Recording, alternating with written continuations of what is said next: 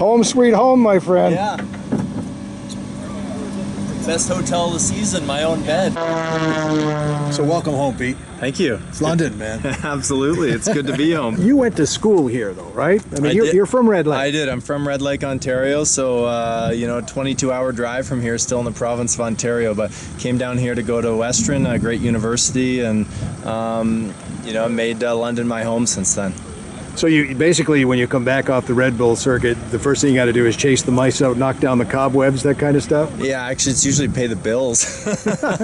But, yeah, check the mail and, you know, and kind of settle back in. So in and out a lot through the year, but London's a great city. It's about I'm a small town kid, so it's got everything I need, but still has a bit of a town feel to it. And I wouldn't be able to handle Toronto just down the road.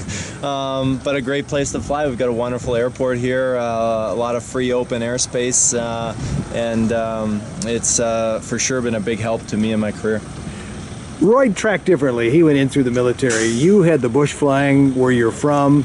Talk to me about the difference and how rewarding an aviation career is, no matter how you track this thing. Yeah, you know, the thing with aviation is that it is such a dynamic industry where you've got a diverse industry where you can, people talk, you know, in the Red Bull Air Race, people often call us the world's best pilots, and we always laugh when we hear that because, you know, there's really no such thing. It's what discipline you're in. You could have, you've got amazing medevac helicopters running out of London here in the hospitals, those guys doing an amazing job. The military, the fighter jets, the airliners, an aerobatic guy like me, all with their own disciplines, and that's the neat thing about aviation is there's so many different places it can take you in ways to get you there. You know, I still like to do it all. Obviously, I'll get in the edge and go pull 10 Gs and flip around and do all sorts of gyroscopics, but I also love to get up north and fly the float plane and, you know, do a little IFR flying in my twin Cessna and things like that. You know, you just can't get enough of it. The only downside is there's not enough hours in the day to do it all, so you got to try to pack it in there.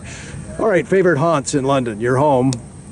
You know, yeah, it's evolved over the years, but as a young guy in London, I've obviously spent my fair share down on Richmond Row and the bar scene down there, so always a good time. I think you're somewhere in the neighborhood of 70,000 students in London, so there's always something to do. We've got a great junior hockey team with the London Knights Memorial Cup champions this past year, and of course I'm no stranger around the airport here, so between those places you'll usually find me. All right, the Red Bull Series, you podium finish, and when last we talked, and now you're back in North America, so can you taste another first place? You know, it's been a challenging season, but great last race, and that, you know, actually the last two races were quite good for me and the team. You know, Ascot ended up bad, but it was a great race aside from that, and looking forward to coming into the States because they are the speedway tracks or tighter tracks, a little more technical, which help my style in the setup of the airplane. We know we don't have the fastest airplane out there. The tight, small tracks kind of close that gap. There's not as much room for some of the faster planes to open up and run out ahead of us. So that seemed to be a big help in Germany, and we hope we can carry that into the next race in Indianapolis. All right, Pete, welcome home. Thank you.